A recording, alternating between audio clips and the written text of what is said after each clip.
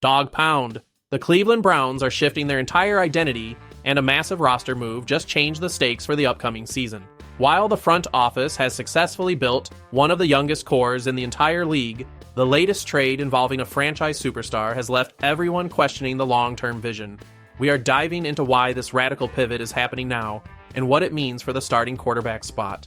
Make sure to hit that like button and subscribe if you want to stay ahead of all the updates. Let's break down exactly what is happening. At the center of this debate is the surprising decision to trade superstar defensive end Myles Garrett to the Los Angeles Rams. General manager Andrew Berry executed this move to acquire pass rusher Jared Verse, along with a 2027 first-round pick, a 2028 second-round pick, and a 2029 third-round pick. This trade reinforces the objective Berry set heading into the offseason, making the Browns one of the youngest rosters in the NFL. By landing the 25-year-old Jared Verse, Cleveland secures a cornerstone piece that fits their long-term timeline, effectively aligning with the stellar 2025 draft class that features Mason Graham, Quinshon Judkins, Carson Schlesinger, and Harold Fannin Jr.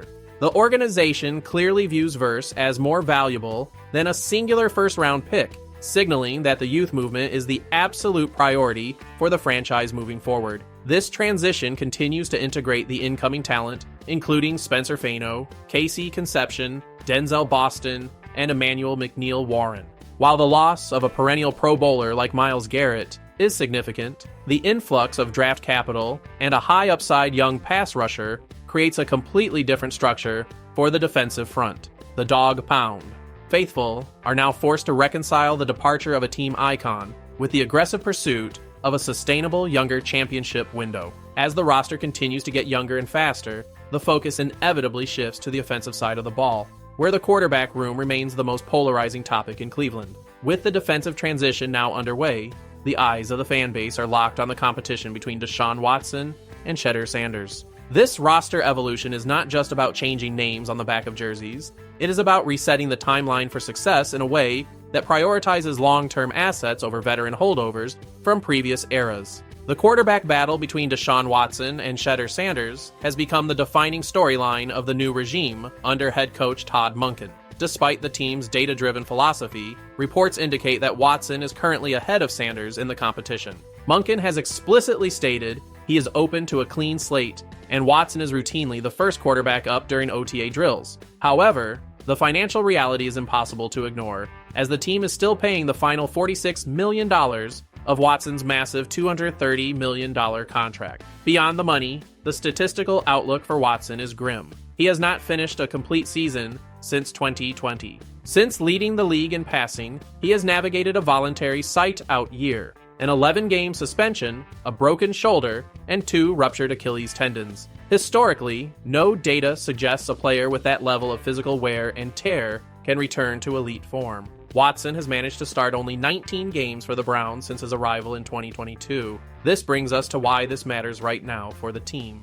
The franchise is currently stuck between honoring a massive financial commitment and acknowledging the physical reality that Watson may never be a reliable starter again. If the goal is truly to maximize the potential of a young roster, keeping a quarterback who has proven unable to stay on the field undermines the development of the entire offense. The Browns have invested heavily in young playmakers, and those players need a signal caller who can actually participate in a full 17-game slate to build chemistry. By leaning toward Watson, the team is gambling that lightning will strike twice, while simultaneously putting the growth of their young, talented draft picks at risk of another season defined by instability and injury uncertainty. The alternative in this equation is Shedeur Sanders, who provided glimpses of promise during his rookie campaign. While his stat line was rough, throwing 10 interceptions against 7 touchdowns and taking 23 sacks in only 7 starts, there was enough raw talent on display to keep fans intrigued. Monken's comments about the progress Sanders has made throughout the offseason suggest that the coaching staff is closely monitoring his development. However,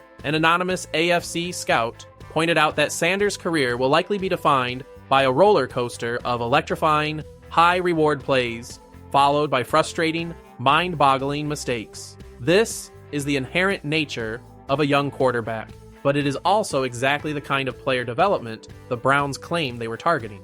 Monken's own admission after an OTA practice in May stated that the team is in the development business, not just the win-now business. If that is the case, starting Sanders offers a clear path toward understanding what the franchise truly has in its future. The 2026 season should theoretically be used to gauge whether Sanders can overcome the rookie struggles and become a consistent starter. By opting for Watson, the Browns are choosing the known decline of a veteran over the high-variance development of a prospect.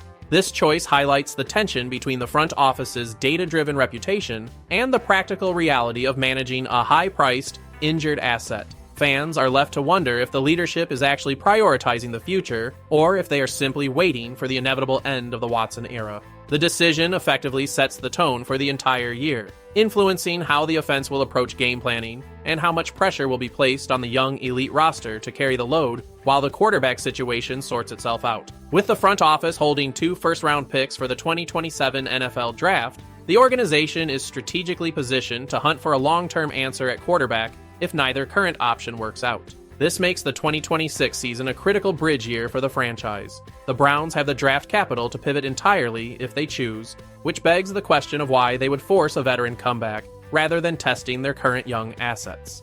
The team's commitment to a young roster is evident in their aggressive trades and draft strategies, yet the quarterback room seems to be operating under a completely different set of rules.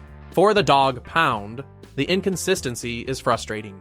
They have watched the defensive line be transformed to fit a younger, more efficient model, yet the most important position on the field remains tied to a past failure. If Monken truly wants to see what his offense can do, giving Sanders a full offseason of preparation and a starting role in the early weeks seems like the most logical test. If Sanders falters, the team has the 2027 draft assets to reload. If he succeeds, the franchise solves its biggest problem without needing to spend more capital. The hesitation to fully transition to Sanders suggests that the organization is not yet ready to completely move on from the past, even if the data strongly points in that direction. This dynamic creates a split in the locker room and among the fan base, as the team attempts to build for the future while being anchored by the financial and historical baggage of the recent past. The pressure on Monken to balance these competing interests will be the most significant challenge of his tenure thus far, as he must steer the team through this transition. As the Browns continue to navigate this delicate transition, one thing remains certain. The team is betting its immediate future on the success of its youth movement. By trading Myles Garrett for Jared Verse, the front office has doubled down on its strategy to prioritize long-term potential over veteran legacy. However, this strategy will only be as successful as their ability to solve the quarterback position. Whether they stick with the high-risk gamble of a rejuvenated Deshaun Watson or transition to the development of Sheet or Sanders, the choice will ripple through every aspect of the 2026 season. The young talent on this roster is ready to compete, but they need stability at the most critical position to reach their ceiling. The upcoming OTA sessions and training camp will likely provide the final answers that the front office needs to make their decision. With a new head coach, a new identity, and an influx of fresh talent, the stage is set for a pivotal year in Cleveland.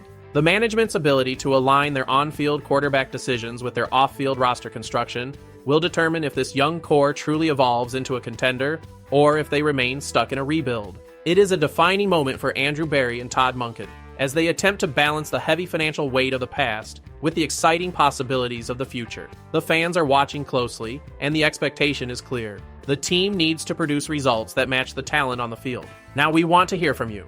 Do you think the Browns should start Shader Sanders to prioritize his development? Or is Deshaun Watson still the right move despite the injury history? Drop your thoughts in the comments below.